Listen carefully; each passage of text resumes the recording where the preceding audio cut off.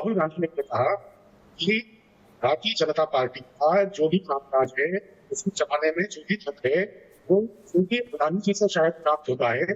इसलिए पूरी भारतीय जनता पार्टी जब भी अडानी जी के खिलाफ कोई मामला आता है तो उनको पीछे खत्म हो जाती है। आपकी बात में केवल एक संशोधन है, मोदी और अडानी बहाना है, देश पर निशाना है, देश के हितों पर निशाना है। और वैसे आज राहुल गांधी ने एक नारा सार्थक कर दिया, एक है तो सेफ है। राहुल सोरोस एक है तो जो निवेशकों का नुकसान करने वाले शॉर्ट सेलर सेफ है। राहुल सोरोस एक है तो पार्लियामेंट सेशन में हुड़दंग मचाने वाले सेफ है। एक है राहुल सोरोस तो सेफ है देश के सभी दुश्मन जो भारत में आर्थिक आतंकवाद का काम करना चाहते हैं। पहले मैं अडानी कहां से आए हैं ये जरा बताना चाहता हूं। दीपक चौरसिया जैसे बड़े पत्रकार हमारे साथ हैं, वो तो जानते हैं, पर फिर भी बाकी जनता के लिए। मुंद्रा पोर्ट गुजरात गवर्नमेंट जब कांग्रेस की थी पहली बार अडानी को दिया। पीवीसी के बिजनेस में अडानी थे, पहली बार राजीव गांधी और नरसिम्हा राव की सरकार में लाइसेंसेज मिले तो उनका काम बढ़ा। अडानी एंटरप्राइजेस 1994 में पहली बार जब कांग्रेस की सरकार बनी। जब 2006 से 8 में यूपीए की सरकार थी तो 6 एसईजेड कांग्रेस की सरकार ने अडानी को दिए। माइनिंग और पावर बिजनेस में 2008 और 2009 में सिक्का स्थापित किया अडानी ने। 2013 में पहली बार ऑस्ट्रेलिया से माइन जो है इंपोर्ट करने के लिए एक्वायर किया अडानी ने। 2011 में सबसे बड़े प्राइवेट सेक्टर के थर्मल प्लेयर बने। 2013 में सोलर पावर प्लांट अडानी को मिला। आज की तारीख में मतलब मोदी जी के आने के बाद भी किस प्रकार का पराश्रय मिला है अडानी जी को बाकी के विपक्षी राज्यों से, उसके बारे में बताना चाहता हूं। 12,000 करोड़ का निवेश तेलंगाना रेवंत रेड्डी जहां पर है, 60,000 करोड़ का निवेश राजस्थान जहां पर गहलोत सरकार थी, 25,000 करोड़ का निवेश छत्तीसगढ़ जहां पर भूपेश बागेल की सरकार थी, 100 करोड़ का डोनेशन रेवंत रेड्डी को, 2021 में ताजपुर पोर्ट वेस्ट बंगाल में 10,000 करोड़ का निवेश पश्चिम बंगाल की ममता दीदी की सरकार में। आज आते हैं आज के मुद्दे पर। आज का मुद्दा क्या है?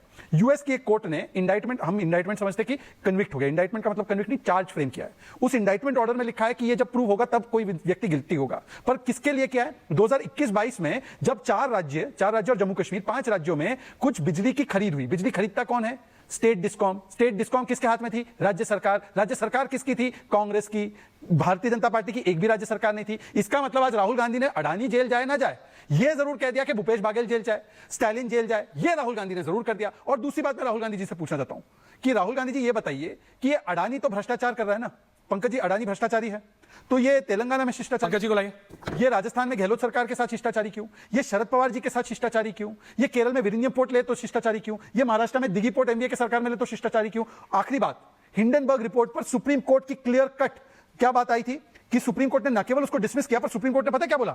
उस समय पर भी जब लाखों करोड़ रुपए का निवेशकों का नुकसान हुआ तो उन्होंने बोला कि ये हिंडनबर्ग नाम के जो शॉर्ट सेलिंग करके भारत को नुकसान पहुंचाते और पैसा कमाते हैं, उसमें ईडी इन्वेस्टिगेट करे। और आज भी 2.5 लाख करोड़ भारत के निवेशकों के गए। जेब किसकी भरी है? राहुल जी के मित्र सोरोस की। मैं सिर्फ इतना पूछता हूं, एक है तो सेफ है। नहीं, आप बोल रहे थे कि ऐसा क्यों होता है, संसद के सत्र के पहले ही क्यों ऐसा आता है? तो पहली चीज, किसी अखबार ने नहीं दिया चला, ये जस्टिस डिपार्टमेंट और यूएस सिक्योरिटीज एक्सचेंज कमीशन का वर्डिक्ट। गजब बतियाने लगते हैं बैठ के आप।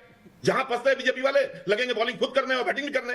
2018 में प्राइस राइज की चर्चा चाह रहे थे, ले आए रफाल सुप्रीम कोर्ट से निपटा कि कुछ खराब नहीं है उसमें, फिर भी झूठ बोलते रहे। 2020 में बोल रहे थे कि हमको चर्चा करनी है कोविड की, हमने बोला आइए चर्चा करते हैं। 2020 में आ गई थी पेगासस की रिपोर्ट। फिर उसके बाद आपको याद होगा कि बीबीसी डॉक्यूमेंट्री आई। उसके बाद आपको याद होगा हिंडनबर्ग 1 आई। हिंडनबर्ग 1 को भी सुप्रीम कोर्ट ने निपटाया। उसके बाद आज आप देख लीजिए कि एक और रिपोर्ट विदेशी, जब पार्लियामेंट सेशन शुरू होने वाला है तो ये प्रयोग नहीं, ये उद्योग बन चुका है। दूसरी बात, ये शरद पवार जी का स्टेटमेंट मैं आपको पढ़कर सुना रहा हूं। Hindenburg Adani report seems targeted. चलिए, हम तो अडानी जी के जो भी आप कहते हैं, शरद पवार क्या है?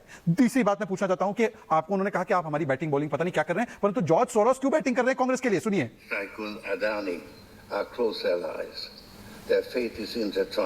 ये कह रहे हैं कि अडानी और मोदी का फेट इंटरट्वाइन है, तो हम अडानी को हटाएंगे, अडानी को नुकसान पहुंचाएंगे तो मोदी हट जाएगा, इसलिए मैंने $1 बिलियन रखा है। सर आखिरी बात, sir Ratnakar ji, I will come back to you. Ratnakar ji आखिरी बात, I will come to you. George Soros के नाम पर इतना भड़क क्यों जाते भाई? ये जॉर्ज सोरोस के प्रवक्ता है क्या?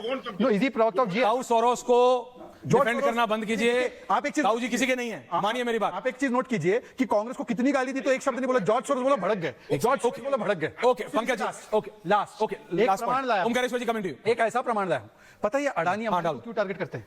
अधीर रंजन चौधरी ने बताया था, सुनिए। जरूर कहते हैं, फिर वो तो नहीं भेजे, इसलिए कहते हैं पैसा नहीं, चुप जाते, चुप हो जाते। सुनिए दादा, अडानी पैसे भेजते तो हम चुप हो जाते। अगर पैसा भेज दे तो आप चुप हो जाओगे, ये कह रहे हो? अगर भेजो तो सही, उसके बाद विचार करेंगे।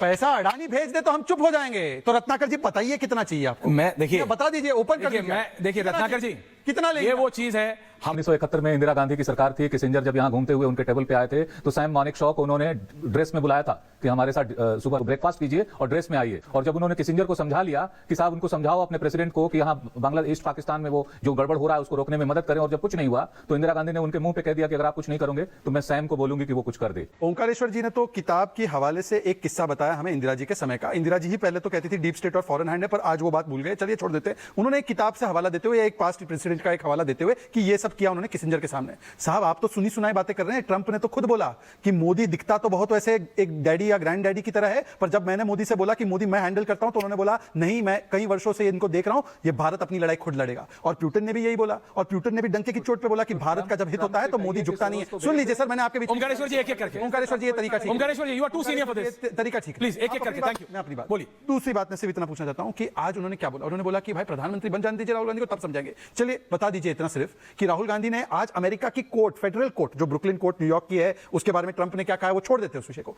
एक कोर्ट के एक चार्ज को इतना महत्वता दी है तो मुझे बता दीजिए कि जब भारत की कोर्ट ने निज्जर के बारे में और भारत की एजेंसीज ने निज्जर के बारे में जो बोला, उसके बाद भी कनाडा के साथ कौन पाले में खड़ा था? जब भारत की पार्लियामेंट ने जम्मू कश्मीर के बारे में जो बोला है तो इलान उमर के साथ कंपैरिजन कौन खड़ा गलत था? समझता अब बता दीजिए कि इलान उमर के साथ एलओपी जाकर खड़े हो रहा है भारत की पार्लियामेंट के लिए हुए स्टैंड के खिलाफ। यह आपका डबल स्टैंडर्ड है कि अगर अडानी जी ने कुछ गलत किया है तो उसकी जांच कराने में क्या बुराई है? एक जेपीसी गठित करने में क्या बुराई है? हर बार भारतीय जनता पार्टी को अडानी जी के पीछे क्यों खड़ा होना पड़ता है? पंकज जी, क्योंकि इस मामले में तो निष्कर्ष एक प्रकार से सुना रहे हैं, राज्य सरकार किसके थे जिसमें ये सब धांधली हुई, तो उनके बारे में क्या कहेंगे आप? उनके बारे में क्या कहेंगे? कहा कि हाँ बता रहा हूँ, भूपेश बघेल ने आज बयान दिया है कि उनके मुख्यमंत्री रहते भी अनुबंध साइन नहीं हुआ। तो जांच के बाहर कर लेकिन दो। अगर वो सब ठीक है। ओके, उनको जांच के बाहर कर नहीं, देते हैं। बाहर क्यों कर दे राहुल गांधी? क्यों नहीं? आपने बोल दिया तो बोल दिया। नहीं एक सेकंड। और जवाहरलाल नेहरू G20 जैसी समिट में उस समय जो नॉन अलाइन मीट होती थी उसमें जाकर के बिरला को या टाटा को बैठा करके और उसी टेबल पे अरुंधति भट्टाचार्य को बैठा करके और खुद जो है ना लोन फाइनल नहीं कराते। तस्वीर दिखा दीजिएगा मुझे। अभी जो रत्नाकर जी ने कहा कि आप इनको G20 की मीटिंग में ले जाते हैं, पता है बांग्लादेश के साथ अडानी जी ने कब साइन किया था?